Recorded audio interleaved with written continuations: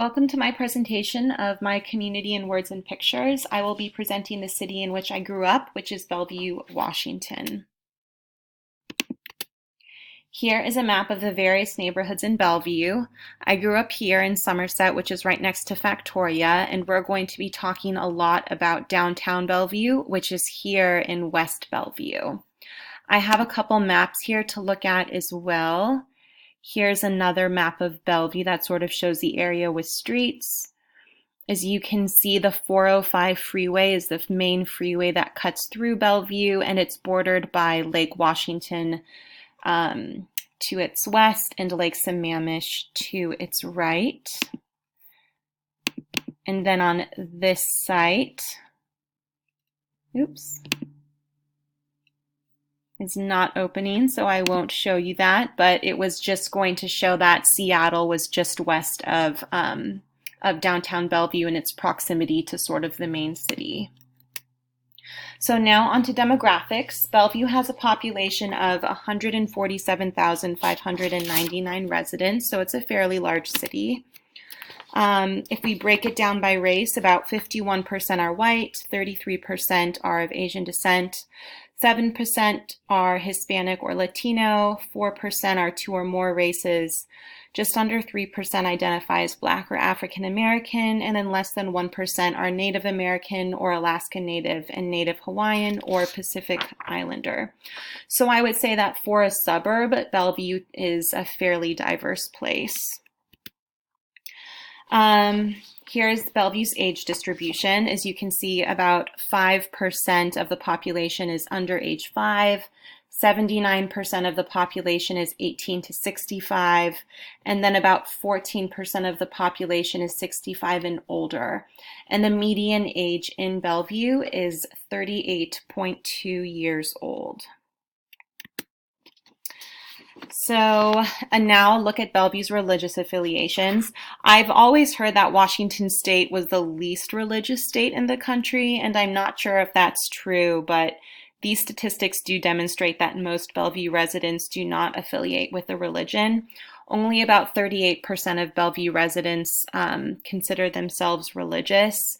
The largest group would be Catholics, which make up 15% of the population, other Christian faiths about 12%, the Church of Jesus Christ 3%, Lutheran 2%, Pentecostal about 2%, and then Eastern faith, Judaism, and Islam all make up about 1% or less than 1% of the population. So moving into crime, as you can see, Bellevue's crime rates since 2002 have been consistently below the national average. And Bellevue residents in general, I would say, definitely feel safe. Of most major crimes, thefts account for the most at 3,274, followed by burglaries, which are just under 600 annually. So Bellevue's poverty rate is about half that of the national poverty rate at 7.4%. And Bellevue's median household income is slightly higher than Washington State's median income. So not surprisingly, cost of living in Bellevue is higher than the national average. My parents moved here in 1988, and back then it was a quiet sort of middle-class suburb of Seattle, and it was a popular spot for first-time homeowners to buy, but it's no longer considered an area where you can get a starter home just because of the high cost of living. So Bellevue's residents are highly educated. 95% have obtained at least their GED or high school diploma. 65% have a bachelor's degree or higher, and 30% have a graduate or professional degree. This is actually a photo of my high school. After I graduated high school, my elementary, middle, and high school were all demolished and rebuilt. And Bellevue schools were always recognized both at the state and national level, but they were old and falling down. So around 2010, the city started remodeling all of the public schools. So Bellevue has really undergone a huge transformation since I grew up there, and it really began with remodeling the public schools and trying to make it like a destination place for people to come live. So now on to important institutions in Bellevue. So in Bellevue, there's four top industries. The first is information technology. And what really kicked this off was Microsoft. So in the 1980s, Bill Gates moved here and started Microsoft. But at that time, nobody really knew it was going to turn into a billion-dollar industry, and lo and behold, it did.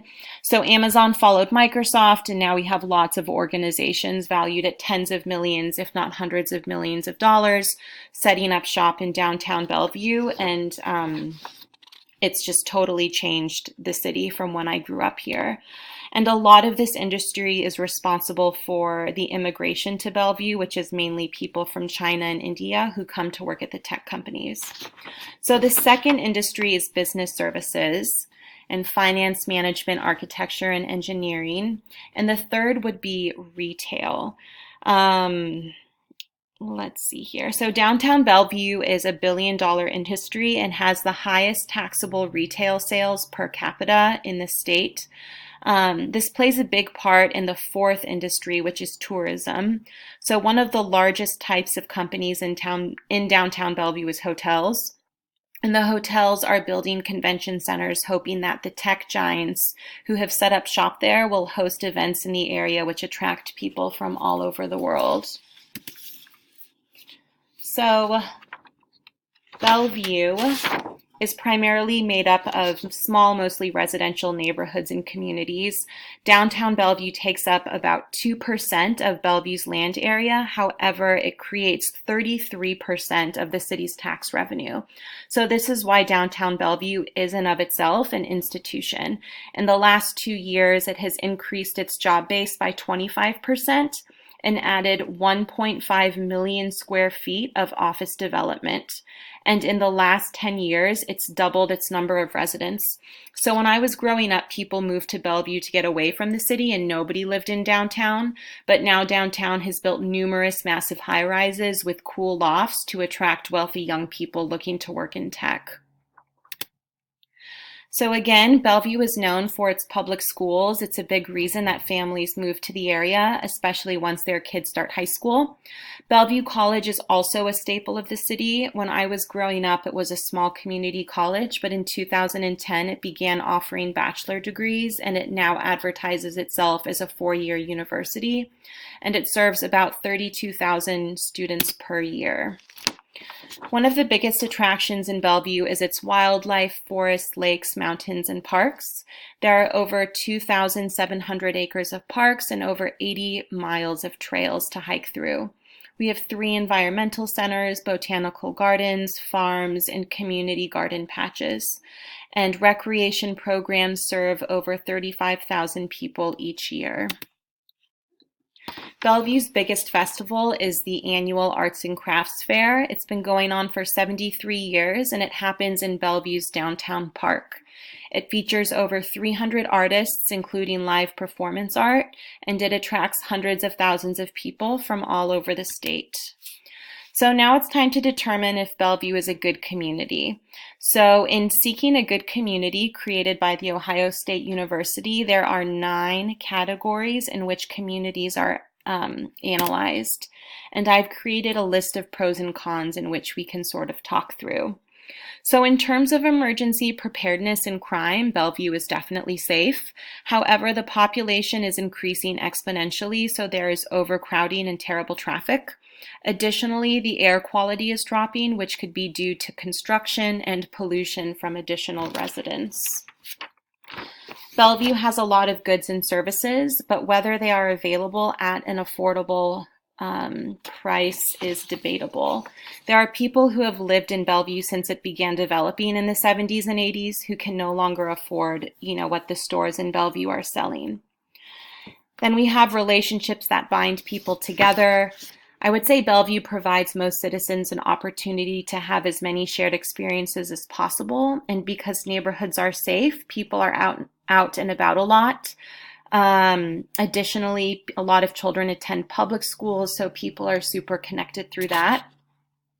Then we have commonality of values and goals. So I would say because of the homogeny in Bellevue, many people share values and goals. Education is a big one, as well as industry expansion and community development.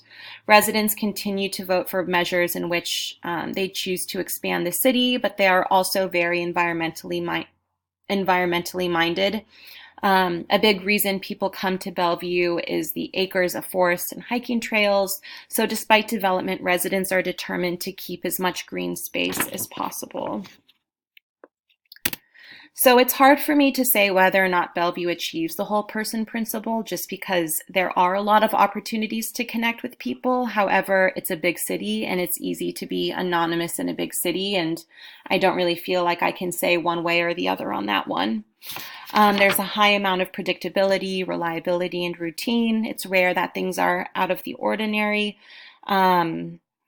And I'm not sure if I can say whether or not everyone has a recognized place in the social structure, again, just because it's such a large city. There are a lot of opportunities to find your place, but I think there are also a lot of opportunities to get lost. So then, speaking of opportunities, we have opportunities next. And I would say Bellevue offers a lot of chances for growth and fulfillment. There's certainly no shortage of opportunities. And the last would be homogeny. And for a suburb, Bellevue is pretty diverse racially speaking, as we saw. However, most people that live here are middle or upper class. Everyone has a similar education level, works professional jobs, attends the same public schools.